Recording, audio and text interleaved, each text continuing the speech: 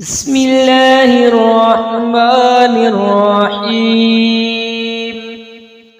تبارك الذي بيده الملك وهو على كل شيء قدير الذي خلق الموت والحياة ليبلوكم أيكم أحسن عملا وهو العزيز الغفور الذي خلق 7 سماوات طباقا ما ترى في خلق الرحمن من تفاوت فارجع البصر هل ترى من فطور ثم ارجع البصر كرتين ينقلب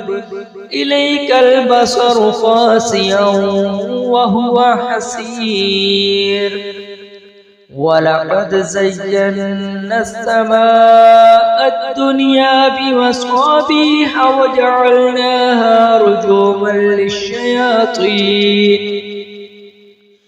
وجعلناها رجوما للشياطين وأعتدنا لهم عذاب السعير وللذين كفروا بربهم عذاب جهنم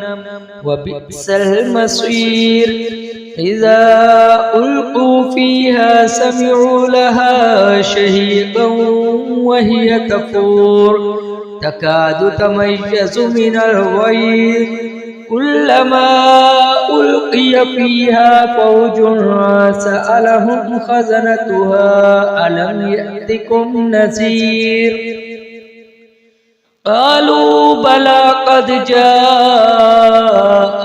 نذير فكذبنا وقلنا ما نزل الله من شيء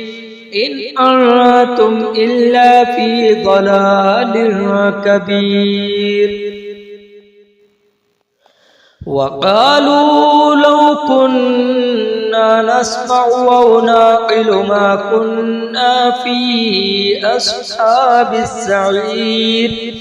فاعترفوا بذنبهم فسحقا لأصحاب السعير إن الذين يخشون ربهم بالغيب لهم مغفرة وأجر كبير وأسروا قولكم أو اجهروا به إنه عليم بذات الصدور ألا يعلم من خلق